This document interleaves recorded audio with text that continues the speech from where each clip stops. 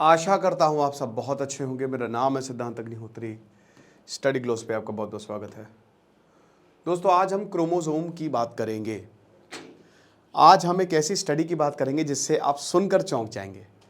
शायद भविष्य में, शायद क्या भविष्य में लड़कियां ही पैदा होंगी, लड़के पैदा नहीं होंगे। अगर होंगे भी तो पता नहीं किस तरीके से होंगे। इसको हम कह रहे हैं एवोल्यूशन। साइंटिस्ट इसको यही बोल रहे हैं। तो हम एक एक करके बात करेंगे कि आखिरकार क्या हो रहा है, और बायो पढ़ेंगे। बहुत बच्चे बोल रहे थे सर आपने बायो सीरीज स्टॉप कर दी है बहुत, मैं फिर से शुरू करूँगा, परेशान मत होइए। तो बेसिकली हम क्रोमोसोम्स की बात करेंगे। आखिरकार वाई क्रोमोसोम से रिलेटेड क्या है, क्या चीज़ें हम सब ने पढ़ा है 9th 10th में, सब भूल गए होंगे। उस समय तो रट्टा मारते थे। आज मुझे मतलब थोड़ा लगता है कि यार अगर समझ के पढ़ा होता ना तो शायद हम लोग टॉप करते, लेकिन समझा नहीं हमने। कोई बात नहीं, हम आपको बहुत अच्छे से समझाएंगे। देखिए, क्रोमोसोम से रिलेटेड पॉर्न एडिक्शन एक ऐसी चीज़ जो समाज में फैली हुई है। आरजीकर मेडिकल केस में सबसे जो आरोपी है जिसने ये जघन्य अपराध किया था, वो एक पॉर्न एडिक्ट था। तो वो इंसान जो है वो पागल था, और पॉर्न एडिक्शन ऐसे बहुत सारे क्राइम करवाता है। तो हम इसको ख़त्म करने आए हैं। हम आपके दिमाग की रीप्रोग्रामिंग करेंगे। आप परेशान मत होइए, हम आपके साथ है। 100 डेज तक ये चैलेंज चलेगा। 100 दिन तक लगातार हर दिन क्लास होगी, और आपके नज़र भी रखी जाएगी।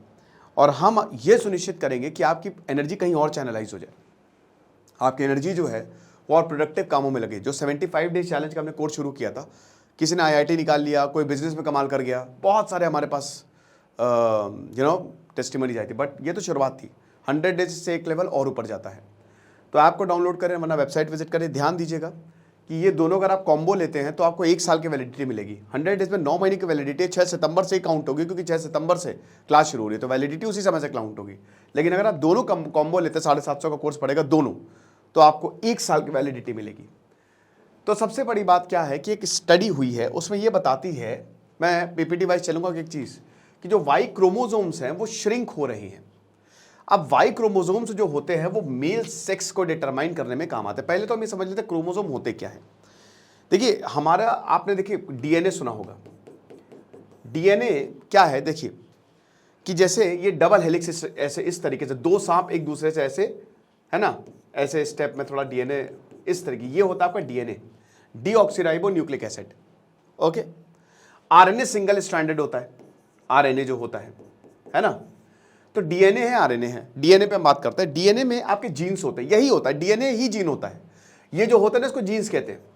क्या होता है कि ये सब सिकुड़ा हुआ है। आपके न्यूक्लियस जो सेल होता है, उसके न्यूक्लियस होता है, उसके न्यूक्लियस के अंदर होता है आपका क्रोमोसोम, जो इस तरीके का होता है।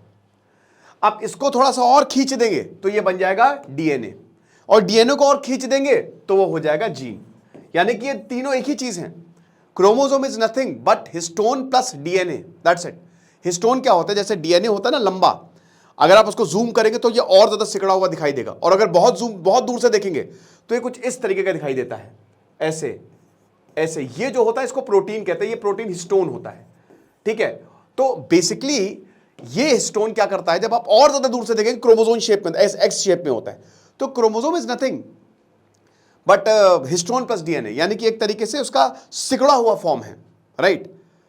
तो अब ये देखिए, क्योंकि क्रोमोसोम है, अब इंसान में 23 पेयर ऑफ क्रोमोसोम होते हैं, 23 क्रोमोसोम होते हैं। ठीक है। अब इन क्रोमोसोम में डीएनए है, ये डीएनए ही है बेसिकली, और डीएनए के अंदर जीन्स है। जीन्स क्या होते हैं, जेनेटिक इंफॉर्मेशन, कि आप कितने लंबे होंगे।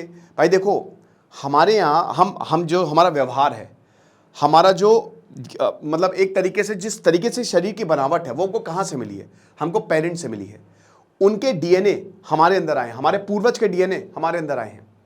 कोई भी अगर मान लीजिए जैसे किसी को डायबिटिक है या कोई ऐसी जेनेटिक प्रॉब्लम है, तो देयर इज अ पॉसिबिलिटी जो आगे बच्चा हो रहा है उसको भी ये होगी। देखिए एक चीज समझिए, जैसे मान लीजिए कि सिद्धांत अग्निहोत्री एक बहुत बढ़िया टीचर है, तो मैं टीचर हूं, अगर वो जेनेटिक में, जीन में, वो डीएनए में अगर आ गया तो मेरा बच्चा भी बहुत अच्छा टीचर होगा। लेकिन ऐसा नहीं होता है। हमारी बाहर की बनावट सेम है, लेकिन जो वो करेगा वो अलग है। समझ रहे हो।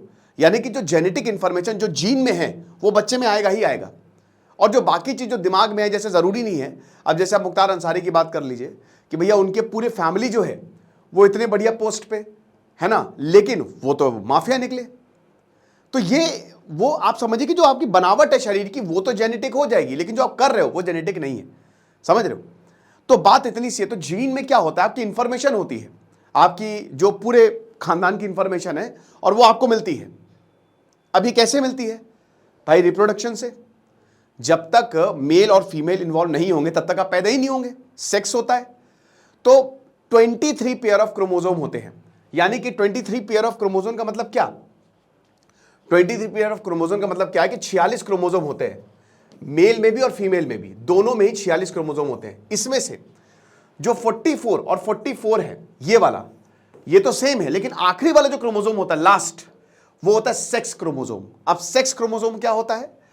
एक्स एक्स और एक्स वाई, वाई वाला इंपॉर्टेंट है, ये नहीं कि मेल में पाया जाता है, इसलिए क्योंकि ये सेक्स डिटरमाइन करता है कि बच्चा होगा या मतलब बेटा होगा या लड़की होगी, है ना। तो इसको अभी हम देखेंगे। तो आप समझ गए, क्रोमोसोम इज नथिंग बट क्या होता है, वो डीएनए ही होता है, बस सिकुड़े हुए फॉर्म में होता है। वो उसको खोल देंगे डीएनए हो जाएगा, और खोल दोगे तो एक आपको फैक्ट बताता हूं कि अगर पूरे शरीर के डीएनए को खोल दिया जाए, पूरा एकदम स्ट्रेट कर दिया जाए, तो पता है कितना होगा? आप यहां से सूरज तक आपका डीएनए चला जाएगा और वापस भी आ जाएगा। ये है हमारे नेचर, हमारी शरीर की बनावट, ये है हम, मतलब नेचर ने इस तरीके से चीजें की हुई हैं, राइट। तो ये चीज है।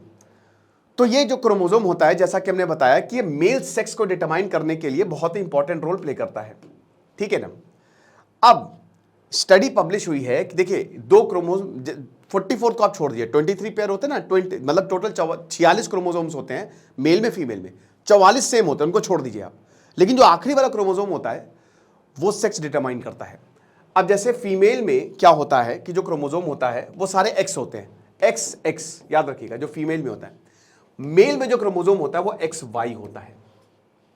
तो ये जो वाई है, वाई वाला पार्ट है, ठीक है ना, वाई वाला पार्ट है, ये मतलब X Y in the sense की जो ये वाला पार्ट होता है ना, ये सेक्स क्रोमोसोम होता है, ये सेक्स डिटर्मिनेशन क्रोमोसोम होता है, और ये मेल में ही प्रेजेंट होता है, वाई वाला, फीमेल में प्रेजेंट नहीं होता है।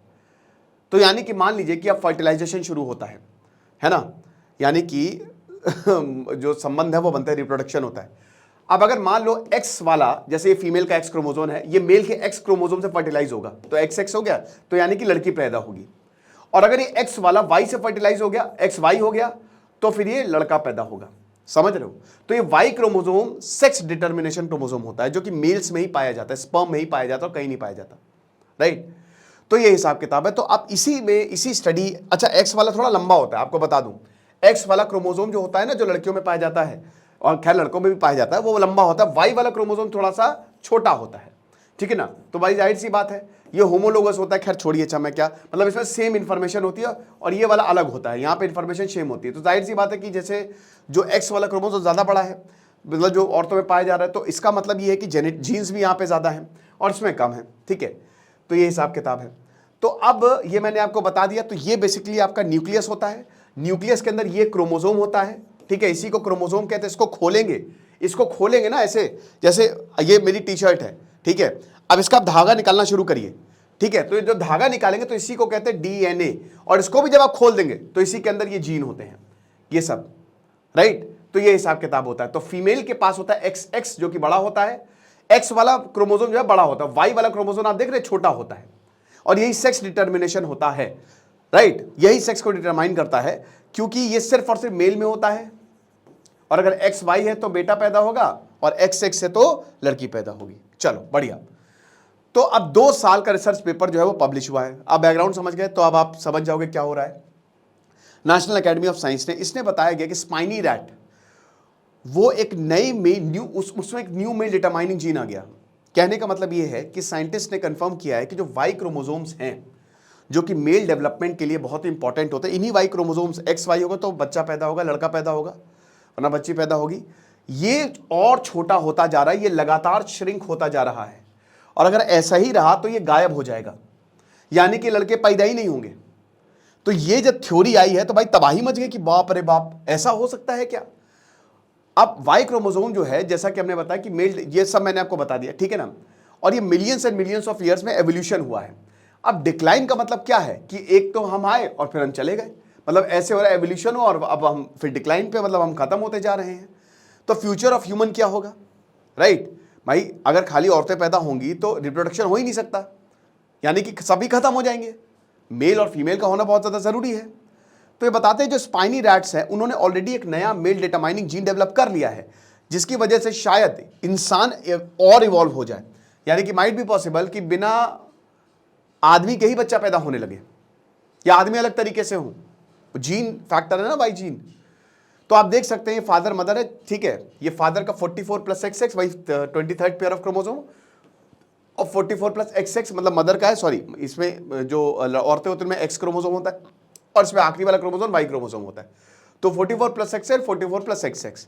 तो मान लीजिए कि आप जैसे इसका X इनका X आया तो XX मतलब 44 + XX तो बेबी गर्ल होगी, और XY वाला सिंपल सी बात है तो बेबी बॉय होगा, ठीक है। तो ये आई होप आपको कोई इसमें प्रॉब्लम नहीं है। तो अब वही है कि प्रोफेसर जेनी ग्रेव्स कहती हैं कि देखिए वाई क्रोमोसोम जो है ये कोई नया फेनोमेना नहीं है ये, लेकिन जो XY क्रोमोसोम है ये it appears as ordinary chromosome with equal members, ठीक है।